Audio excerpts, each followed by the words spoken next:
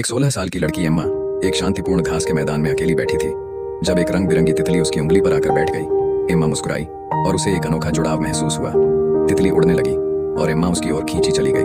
वह तितली के पीछे पीछे दौड़ती हुई एक छिपे हुए बगीचे तक पहुंच गई जहां चारों ओर फूल खिले हुए थे और तितलियां उड़ रही थी। इन तितलियों में उसने एक ऐसी तितली देखी जिसके पंखों पर दिल का आकार बना हुआ था। यह देखकर एम्मा को मन की शांति महसूस हुई।